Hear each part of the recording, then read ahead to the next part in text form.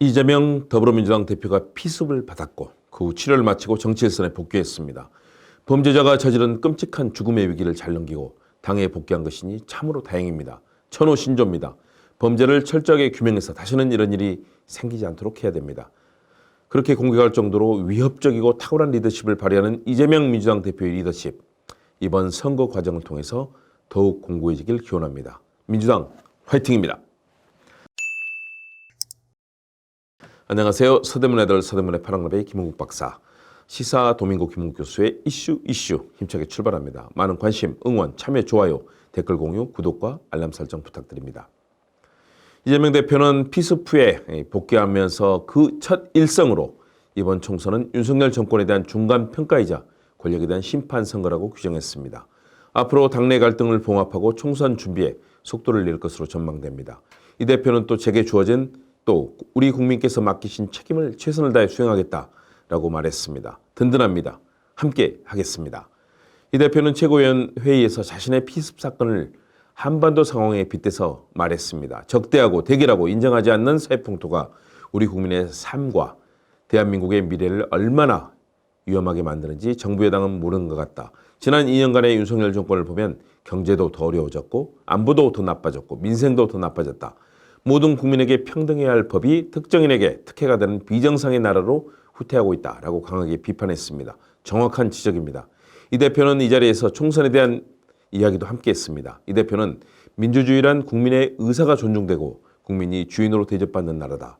그런데 국민으로부터 권력을 이임받은 정치인과 공직자가 마치 그 권력이 개인의 것인 양 국민에게 함부로 휘두르고 있다.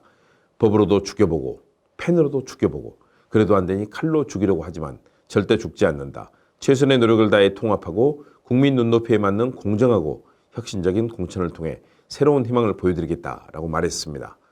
보름 만에 인사말과 최고위 모두 발언은 당내 갈등을 봉합하고 총선 대비에 주력하겠다는 방침을 내비친 것으로 언론은 풀이하고 높이 평가합니다. 저도 마찬가지입니다. 이재명 대표는 대한민국의 변호사 출신 정치인입니다. 현재 일야당인 더불어민주당의 대표로서 많은 국민들의 신뢰를 받습니다. 제19대 20대 경기도 성남시장 35대 경기도지사를 역임했죠. 제가 그때 같이 대변인으로 일했습니다. 21대 국회의원이자 제6대 더불어민주당 대표입니다. 20대 대선에서 실패했지만 국민과 직접 소통하면서 국민을 위한 정치의 역할을 강조하고 민주진영의 대표적인 정치인으로 역할하고 있습니다. 윤석열 정부의 검찰이 만든 수많은 사법적 공격과 프레임에 맞서서 지난번에는 24일간 단식을 했죠. 그러면서 야당을 진두지휘하고 민주주의와 평화를 위한 정치를 주창하고 있습니다. 2021년 7월 1일 대권 도전 때 이런 얘기를 했습니다. 국민을 가르치는 지도자가 아닌 주권자를 대리하는 일꾼으로서 저 높은 곳이 아니라 국민 곁에 있겠다.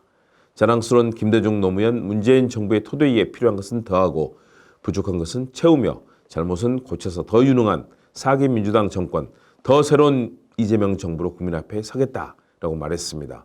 위기의 원인은 불공정과 양극화에 있다. 공정성의 확보, 불평등과 양극화 완화, 복지 확충에 더해 경제적 기본권이 보장되며 모두가 최소한의 경제적 풍요를 누리는 사회여야 지속적인 성장과 국민의 더 나은 삶이 가능하다고 말했습니다. 대한민국은 민주공화국이다라는 헌법 1조를 읽으면서 시작한 출마 선언에서 공정이 7번, 불공정 6번, 성장이 11번 언급되는 등 성장하면서도 공정을 추구하는 정치를 실현하겠다는 포부를 밝혔습니다. 거기에 더해서 유능하고 탁월한 이재명 대표의 리더십이 위기의 대한민국을 어떻게 구할 것인지 정말 관심이 갑니다. 함께 잘 해내리라 믿습니다. 그러면 이재명 대표의 그런 리더십, 그럼 스피치 특성 다시 한번 생각해 보고 살펴보려 합니다. 이런 리더십이 제대로 발휘된다면 대한민국은 정말 멋진 나라가 될 것입니다. 첫 번째는 열정적인 리더십이죠. 이재명 대표는 열정적이고 헌신적인 리더십을 보여줍니다. 그는 국가와 국민을 위해 최선을 다하고자 하는 열정을 갖고 있습니다. 기자회견, SNS 등을 통해서 국민에게 자주 직접 표현을 합니다. 스스로 정립한 철학과 어젠다가 시대의 정신과도 부합합니다. 대단합니다. 두 번째는 혁신과 변화를 주도하는 리더십입니다. 이재명 대표는 기존의 관행에 도전하고 혁신과 변화를 추구하는 리더십을 보여줍니다. 새로운 아이디어와 방법을 도입해 문제를 해결하고 사회 발전을 위한 변화를 주도합니다. 늘 창의적이고 신선하며 혁신적인 정책을 내놓습니다. 세 번째는 소통과 협력을 강조하는 리더십입니다. 이재명 대표는 소통과 협력을 중시합니다. 다양한 이해관계자의 대화와 협력을 통해 종합적인 해결책을 모색하고 국민과의 소통을 통해 정책과 목표를 설명하는 기회를 자주 갖습니다. 정치인뿐 아니라 일반 국민들, 시민들과의 전화도 직접 연결해서 통화합니다. 국민들의 의견과 민심을 자주 듣습니다. 계곡 문제 해결할 때 이런 식으로 했죠. 네 번째는 정의와 공정을 추구하는 리더십입니다. 사회적인 정의와 공정을 추구하기 위해 노력해왔습니다. 사회적 약자와의 권익 보호를 위해서 적극 노력했고요. 사회 갈등을 해결하기 위한 정책을 적극적으로 추진했습니다. 그로 인해 대한민국은 더욱 공명정대해지고 살만한 세상을 추구하는 분위기가 다수를 이루게 됐습니다. 다섯 번째는 모범적인 리더십입니다. 모범이 되어 국민들에게 올바른 가치와 행동을 보여주려고 노력합니다. 개인적인 도덕적 가치와 인류를 철저히 준수하고 국익을 위한 행동을 지향합니다. 어린 시절 그 어려움 속에서 해냈던 수많은 일들을 살펴보면 알 수 있습니다.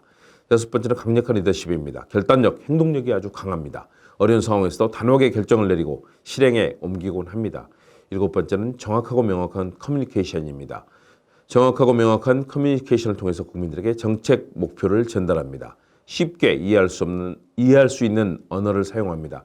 사실에 근거해 성공적인 국정운영과 서민 등 사회적 약자를 위한 정책에 대해 자신의 직접적인 메시지를 국민과 직접 소통합니다.